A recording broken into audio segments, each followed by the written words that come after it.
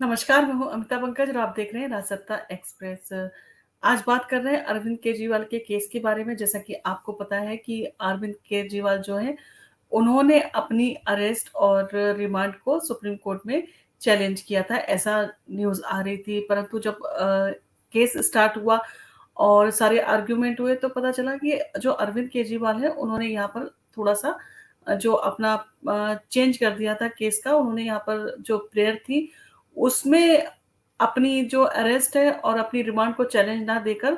उन्होंने ये कहा कि जो कहते हैं अरविंद केजरीवाल हैं, उनको लोकसभा इलेक्शन के लिए कैंपेनिंग करनी है, क्योंकि वो अपने पार्टी के कन्वीनियर हैं और उनको इस समय होना चाहिए, और उनकी पार्टी एक राष्ट्रीय पार्टी है और पंजाब और दिल्ली में पूर्ण बहुमत की सरकार है उनकी। तो ऐसे में उनको जो है वो चुनाव प्रचार करने से रोका जा रहा है, और केंद्र सरकार ने उनके ऊपर उन्होंने आरोप लगाया कि उनके कहने पर ईडी ने उनको अरेस्ट किया, जबकि उनको अरेस्ट करने का कोई अधिकार नहीं था। उनके खिलाफ ना कोई सबूत थे, ना किसी तरह की चीज़ें जो संदिग्ध पाई गई थी, और उन्हें बिना किसी सबूत के आधार पर, बिना किसी अपराध के आधार पर जो ईडी है उसने अरेस्ट कर लिया। और इसके साथ ही साथ उन्होंने जो है यहाँ पर जो बोला कि जो जैसे कि वो ट्रायल कोर्ट में भी उन्होंने अपनी अरेस्ट को चैलेंज किया था, और हाई कोर्ट में भी उन्होंने अपनी अरेस्ट को चैलेंज किया था। परंतु यहाँ पर ये था कि अगर वो अपनी अरेस्ट को चैलेंज करते सुप्रीम कोर्ट में, तो ऐसा हो सकता था कि जो सुप्रीम कोर्ट है वो इसको कॉन्स्टिट्यूशनल बेंच यानी कि संविधान पीठ को ट्रांसफर कर सकती थी, जिसमें 5 जजेस होते हैं, और वो ये डिसाइड करते हैं कि एक चीफ मिनिस्टर रहते हुए उनको अरेस्ट किया जा सकता है कि नहीं, और जेल में रह के क्या वो सरकार के काम जो है, काम-काज है, वो कर सकते हैं कि नहीं कर सकते हैं। और ये भी चीज़ पूछी जा सकती थी कि क्या जेल में कोई फाइलें आ रही हैं जिनको वो साइन कर रहे हैं। तो ये सारी चीज़ें भाँपते हुए जो उनके वकील थे, अभिषेक मनु सिंघवी, उन्होंने एक स्मार्ट इसमें वो लिया, स्टेप लिया,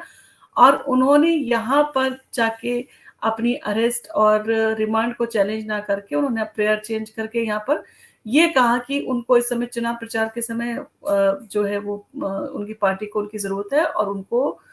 कहते ये सारी चीज़ों में ईडी ने गिरफ्तार किया है। और जहाँ पर उन्होंने टाइमिंग की बात कही थी कि इतने साल से, जब 1 साल से 2023 से ये केस चल रहा था, तो अभी तक उनको अरेस्ट नहीं किया गया, किसी तरह की कोई चीज़ कार्रवाई उनके ऊपर नहीं हुई थी।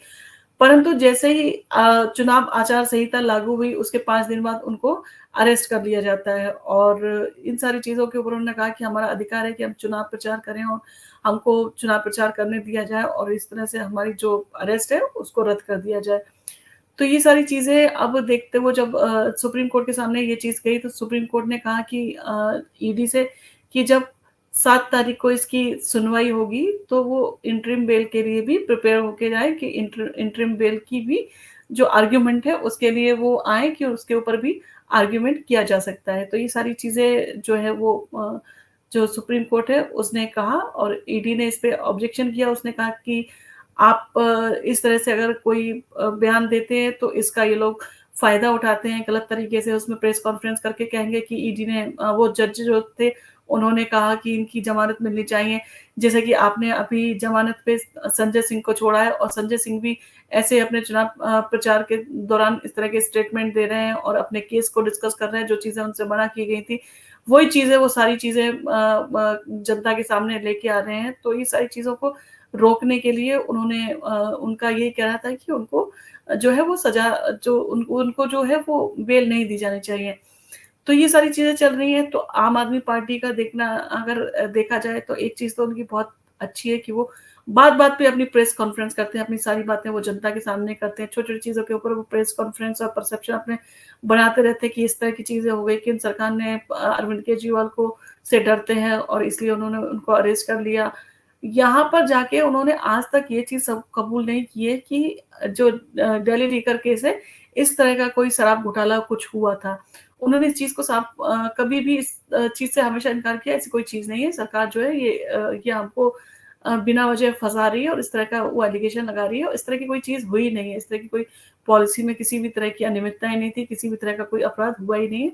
और ना ही हवाला के थ्रू कोई भी पैसा मिला है, कोई भी। कि ये चीज़ें बार-बार कहते हैं कि एक भी पैसा जो है वो रिकवर नहीं हुआ है, एक भी पैसा कहीं से रिकवर नहीं हुआ, कोई प्रॉपर्टी नहीं अटैच की गई किसी तरह की। तो कहाँ अपराध हुआ है? तो ये सारी चीज़ें जनता में भी जाती है कि आप बार-बार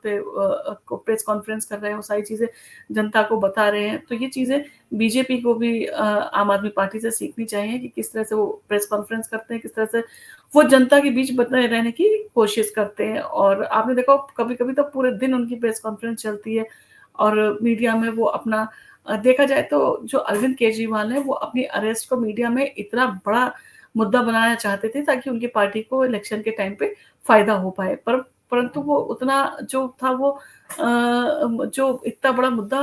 बन नहीं पाया, यानी कि जो उनकी पार्टी थी वो इस तरह से चीज़ों को मुद्दे को हवा देने का काम जो है वो नहीं कर पाई, इतना बड़ा नहीं बना पाई जिसके चलते बहुत सारी चीज़ें जो हैं क्योंकि वो जो काम कर रहे हैं वो सारी चीज़ें वही कर रहे हैं। डायबिटीज़ के लेके उन्होंने कहा कि हमारी हेल्थ खराब है और डायबिटीज़ हमें प्रॉब्लम हो रही है, हमको इंसुलिन दी जानी चाहिए। बिल्कुल एकदम फ़िल्मी अंदाज़ में, जैसे आपने देखा होगा फ़िल्मी अंदाज़ में अगर छूटना है किसी को तो वो इस तरह की चीज़ें करना शुरू कर देता है कि मैं बीमार हूँ, मुझे ये ट्रीटमेंट चाहिए, मुझे वो चाहिए, मुझे इस तरह से तो वही चीज़ है कि जो पीएमएलए एक्ट का उसमें एक प्रोविज़न है कि अगर हेल्थ इश्यू कोई होता है, तो इस उस ग्राउंड पे बेल दी जा सकती है। तो ये सारी चीज़ें हैं और अब देखना होगा कि सुप्रीम कोर्ट में क्या बहस होती है इंटरिम बेल के ऊपर और किस तरह से जो ईडी के एडवोकेट हैं, वो अपना पक्ष रखते हैं और वो किस तरह से इसको अपोज़ करते हैं। क्योंकि जो बेल की क्या-क्या शर्तें हैं, ये सारी चीज़ें कोर्ट ने बोला है कि जो ईडी के एडवोकेट हैं, उनको कि आप ये सारी चीज़ें लेके आइएगा, इसमें प्रिपेयर रहिएगा बहस करने के लिए।